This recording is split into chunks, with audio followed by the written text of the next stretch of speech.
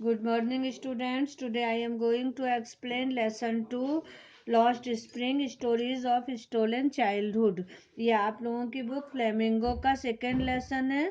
Lost spring stories of stolen childhood, खोया बसंत चुराए हुए बचपन की कहानियाँ. तो ये इसके राइटर अनीस जंग हैं और इन्होंने जो है जो गरीबी और परंपराओं के कारण जिन बच्चों का शोषण होता है उसके बारे में इसमें बात की है. देखिए इसमें दो स्टोरी हैं, एक है साहेब की और दूसरी है मुकेश की. तो इससे पहले के वीडियोस में हमने साहेब वाली स्टोरी पर बता दी है. आज हम आप लोगों को ये मुकेश वाली स्टोरी स्टार्ट करते हैं. I want to drive a car.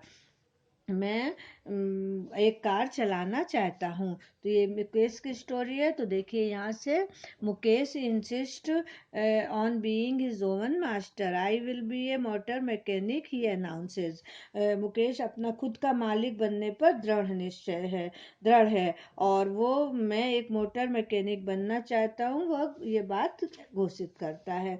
Do you know anything about cars, I ask. तो मैं पूछती हूँ उससे कि तुम कारों के बारे में कुछ जानते भी हो. तो I will learn to drive a car, he answers looking straight into my eyes. मेरे आंखों में सीधे देखते हुए कहता है कि वो मैं कार चलाना सीखूंगा. His dreams looms like a mirage amidst the dust of streets that fill his town, Firozabad, famous for its bangles. उसका जो सपना है उसके चूड़ियों के प्रसिद्ध नगर फिरोजाबाद की धूल भरी सड़कों में एक मृग तृष्णा की तरह लंबा चौड़ा लगता है. इसका मतलब है कि वो कहाँ रहता है, फिरोजाबाद में रहता है जहाँ पे चूड़ियों के कारखाने हैं और वो धूल भरी सड़कें हैं वहाँ पे. और उसका ये सपना है कि मैं कार चलाना सीखूंगा. तो ऐसा लगता है जैसे कि एक मृग तृष्णा है ना, उसकी तरह लगता है, ऐसा राइटर यहाँ पे कह रही हैं. Every other families in Firozabad is engaged in making bangles. Firozabad में जो है हर दूसरा परिवार फिरोजाबाद में चूड़ियों के बनाने में जुड़ा हुआ है. It is the centre of India's glass blowing industry, where families have spent generations working around furnaces, welding glass, making bangles for all the women in the land it seems. और जो है वो ये भारत के कांच बनाने के उद्योग का केंद्र है, जहाँ लगता है कि परिवार की पीढ़ियों ने भट्टियों के आसपास काम करते, कांच झालते देश की स्त्रियों के लिए चूड़ी बनाने के लिए अपना जीवन खपा दिया है. फिर ये जो फिरोजाबाद है वहाँ पे जो है वो चूड़ियों के कारखाने हैं और वहाँ पे पीढ़ी दर पीढ़ी लोग चूड़ियाँ बनाते हैं. Mukesh family is among them. None of them know that it is illegal for children like him to work in the glass furnaces with high temperature in dingy cells without air and light. Mukesh का परिवार उनमें से एक है. उनमें से कोई नहीं जानता कि उनके समान बच्चों से कांच की भट्टियों में, उच्च तापमान की भट्टियों में, धुंधली कोठरियों में बिना हवा प्रकाश के काम लेना गैर कानूनी है. That the life enforced could get him and all those 20,000 children out of the hot furnaces where they slog their daylight hours, often losing the brightness of their eyes. और यह कि यदि कानून को लागू किया गया तो उसे और उन तमाम 20,000 बच्चों को उन गर्म भट्टियों से बाहर कर सकता है जहां वे अपने दिन के समय कठिन कार्य करते हैं और उनकी आंखें अपनी चमक खो बैठती हैं. मुकेश eyes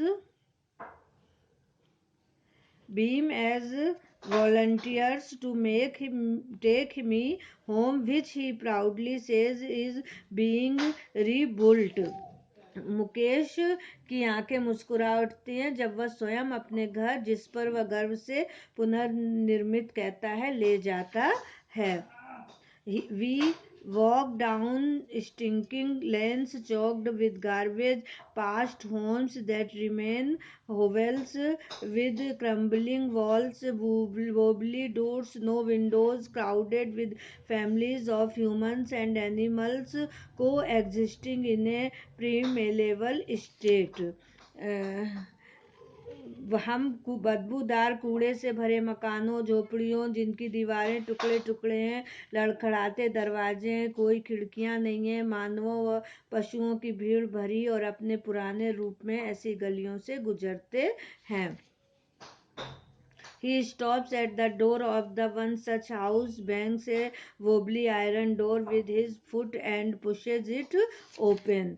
और वो जो है ऐसे ही एक घर के लड़खड़ाते लोहे के दरवाजे को लात मारता है और धक्का देकर खोलता है. We enter a half-built shack.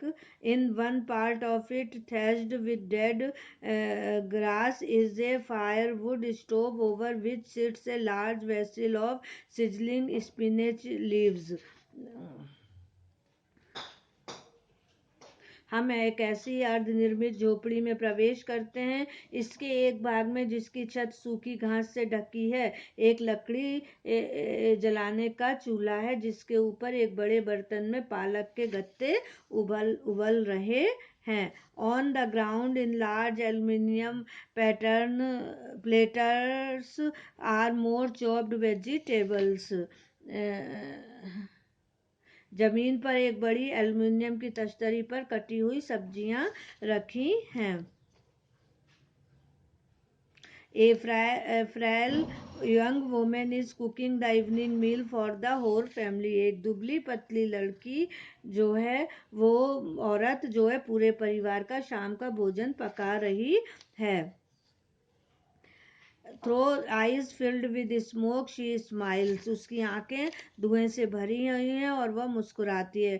She is the wife of Mukesh elder brother. वह मुकेश के बड़े भाई की पत्नी है. Not much older in years, she has begun to command respect as the bahu, the daughter-in-law of the house, already in charge of 3 men, her husband Mukesh and their father. भले ही वह उम्र में ज्यादा नहीं है, फिर भी वह बहू की इज्जत से भरी है. घर भी बड़ी बहू है. 3 व्यक्ति, उसका पति मुकेश व उनके पिता का भार उस पर है. When the older man enters, she gently withdraws behind the broken wall and brings her well closer to her face. जब उसके ससुर जो हैं वो आते हैं तो वो दरवाजे के पीछे हो जाती है दीवार के और अपना घूंघट आगे कर लेती है. As customs demand, daughter-in-law must veil their faces before male elders. और ये जो है रिवाज है कि जब कोई भी मेल बड़ा कोई आदमी आए तो वो बहू जो है वो घूंघट डाल लेती है. In this case the Elder is an impoverished bengal maker.